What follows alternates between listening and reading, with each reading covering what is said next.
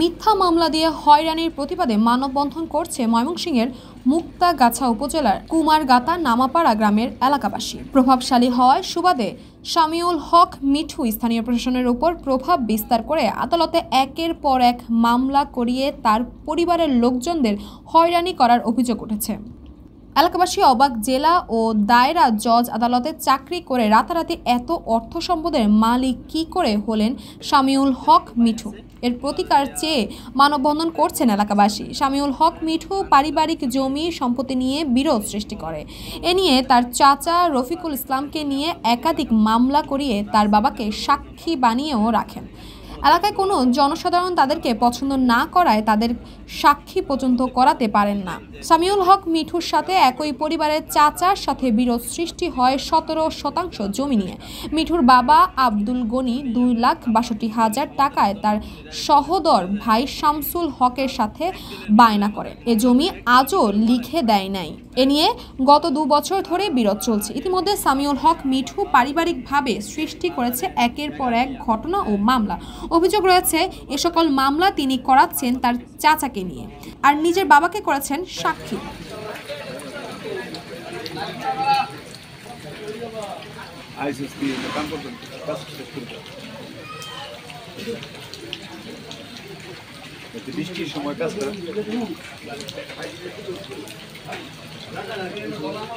আমার এক জ্যাঠাতো ভাই আছে, ওনারা দিয়া ওই কুডের প্রভাব বিস্তার দেখায় বারবার। থানাতে শামিউল হক মিঠু উনি প্রভাব বিস্তার দেখায় আর বারবার এক কথাই বলে, আমরা যদি এলাকার লোকজন রাখছি দেন দরবারের জন্য, ওদেরকেও আরো ওরা নানান কথাবার্তা বলছে, ওদেরকে আরো হুমকি দেয় যে কুডে দেখবে। ওরা কি রাজনীতি করে? কোনো না, রাজনীতি করে না। আপনি ওই জেলা জজের পেশকার শামিউল হক মিঠু, উনি আমরা যদি বলি সমাধানের জন্য, উনি ডাইরেক্ট বলে কুটে যায় কথা বলে, আর একদিনের ভিতরে আমাদের মামলা করে একদিনের ভিতরে ওয়ারেন্ট করায় ফেলা। হ্যাঁ, তো আমরা এর মাঝখানে আমার বাবাকে ওই বাজারে ড্যাগার নিয়ে, হ্যাঁ, হাজার হাজার মানুষ ছিল বাজারে, পার মারতে গেছিল। তখন ওই সবাই ফিরাই দিছে। আমরা একটা থানাতে অভিযোগ দিছি, এটারও আমরা বিচার পাই নাই। ঠিক আছে, আমরা গরিব মানুষ, ঠিক আছে, আমাদের কোনো বিচার নাই। আর ওনারা অনেক পয়সা হয়ে গেছে, ওনাদের টাকা পয়সার খুবই দেখায়, কোটি কোটি টাকার জমি রাখতেছে, কেউ রাখতে পারে না এলাকার। কেউ যদি 5 লাখ দাম করে, ও 20 লাখ দিয়ে রাখে। এই অবস্থা, টাকা পয়সা তার হয়ে গেছে। তো আমরা এলাকাবাসী সবাই একত্রিত হয়েছে যে এটার একটা সুষ্ঠু সমাধানের জন্য। তো আমিও প্রশাসনের দৃষ্টি আকর্ষণ করতেছি যে এটা সুষ্ঠু তদন্ত করে, ঠিক আছে, যে আমরা একটা সুষ্ঠু বিচার পাই।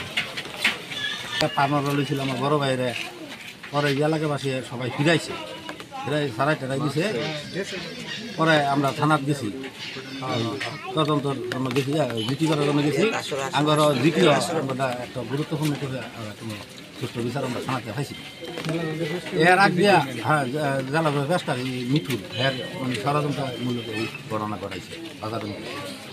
তারপরে আমার বড় ভাইয়েরা কিছুদিন আগে একটা মারও দিছে, বড় জনের মার দিছে। আমি যখন ডাক্তার লয়ে যাই, রাস্তার মধ্যে একটা বহু কিছু দিছে আমার, তুই যদি হাসপাতালে লয়ে যাস করে এটা করবো, হ্যান করবো, ধ্যান করবো। পরে আরেক জায়গায় দিয়ে গোপনীয় জায়গা দিয়ে বাইরিয়া আমি মেডিকেল হাসপাতালে তারা মানে ভর্তি করছি।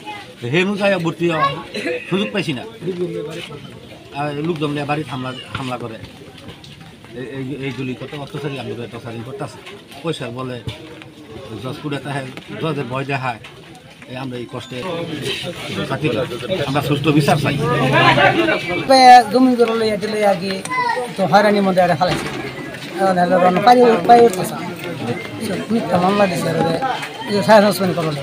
মিথ্যা মামলা দিছে কে? ইয়ারা মিঠু আর ইয়ে বাবু। কি কারণে মামলা দিল? এই যে জায়গা জমি লইয়া, আর এই যে চাকরি মাঝে ওরা তোরা সিরা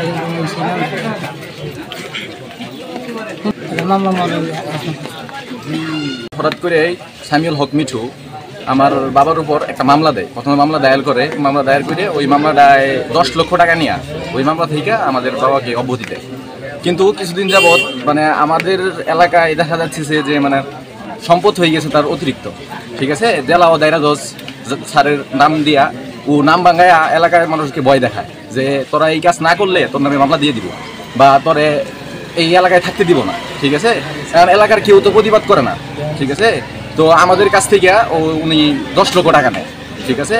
টাকা নিয়ে আমার বাবাকে বলে চাকরিচ্যুত করবো। আমার বাবা ময়মনসিংহ ডিসির অফিসে চাকরি করে, আমার বাবাকে বলে যে চাকরিচ্যুত করবো। উনি সামিউল হক মিঠু সব সময় আমাদের এলাকার যে মানুষ আছে, আপনারা জিগাইতে পারেন যে উনি কি পরিমাণ অত্যাচার করে, ঠিক আছে।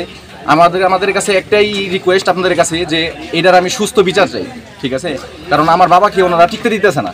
আমার বাবা তো মারেই আমাদের যে চাচা আছে, ঠিক আছে, আরও 3 জন চাচা, ওনাদেরকেও তিনি নানাভাবে অত্যাচার করে, ঠিক আছে। আর ইদানিং আপনারা দেখতে পারবেন যে ওনাদের বাড়িতে যদি তদন্ত করেন দেখতে পারবেন যে কোটি টাকার বাড়ি করছেন উনি, ঠিক আছে। যে এই একজন সামান্য পেশকার হইয়া, ঠিক আছে, এই কোটি টাকার বাড়ি কিভাবে করে, এটার আপনারা এটা সুষ্ঠু বিচার করে দিবেন, এটাই আমাদের। আচ্ছা, এখন পর্যন্ত সামিউল হক মিঠু সাহেব কতজনকে মামলা দিয়েছেন এবং কি কাঠগড়ায় দাঁড় করিয়েছেন? আমাদের চাচা আছে 3 জন 4 জন, ঠিক আছে। এলাকার আরো লোক আছে 2 জন, ঠিক আছে। হ্যাঁ, ওনার পক্ষে মানে সাক্ষী না দিলেই, আমাদের বিরুদ্ধে যদি সাক্ষী না দেয়, ঠিক আছে, তাহলে উনি ওনাদের নামে মামলা দিয়ে দেন। উনি এরকম একটি লোক। এটা কতদিন যাবত ধরে করতেছে? এটা করতেছে ওই 1 বছর যাবত, ঠিক আছে। পেশকার যতদিন ধরে হয়েছে, ঠিক আছে, 2-3 বছর হয়েছে, প্রায় বছর হয়েছে, ঠিক আছে। এই 4 বছর যাবত উনি এরকম করে নির্যাতন করতেছে। ওনার বিরুদ্ধে কি আপনারা কোনো পদক্ষেপ নিয়েছেন, কোনো অভিযোগ দিয়েছেন? ওনাদের বিরুদ্ধে আমরা গেছি, থানায় অভিযোগ দিয়েছি, কিন্তু থানায় আমাদের অভিযোগ নেয় না, ঠিক আছে। থানা থেকে আমাদেরকে স্পষ্ট না করে দেয় যে কোনো অভিযোগ নেওয়া হবে না, উপর থেকে আমাদের চাপ আছে বা উপর থেকে আমাদের নিষেধ আছে, ঠিক আছে। আমরা এর কোনো বিচারই পাই নাই। যতদিন চাইছি যে আমাদের একটা বিচার হোক বা ওনার বিরুদ্ধে কোনো অভিযোগ দিলেও অভিযোগ নেওয়া হয় না আমাদের। আমরা এখন খুব বিপদে আছি। তো সরকারের কাছে আমাদের একটাই আবেদন যে এটার আমরা সুষ্ঠু বিচার চাই, সুষ্ঠ বিচার করে দেন আমাদের। আমরা 2টা ভাই, আমাদের ভাইয়ের নামে মামলা দিছে, আমাদের লেখাপড়া আমরা ভালো করে করতে না পারি। আগের বার আমরা লেখাপড়া যে কোনো পরীক্ষায় অ্যাটেন্ড করতে গেলে ওই টাইমে মামলা দিয়ে দেয়, ঠিক আছে। আমরা পরীক্ষায় অ্যাটেন্ডই করতে পারি না। আমার ইন্টারমিডিয়েট পরীক্ষাটা শুদ্ধ ওনারা রাখতেই দিছে। আমি একবার পরীক্ষা দিতে পারি না ভালো করে।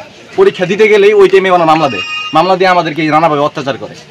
তো এইটাই আমাদের সরকারের কাছে একটাই রিকোয়েস্ট যে আমাদেরকে যেমনি হোক আমাদের এই বিপদ থেকে আপনারা উদ্ধার করেন। কাশপিয়া তাবাসসুম, এই সময়।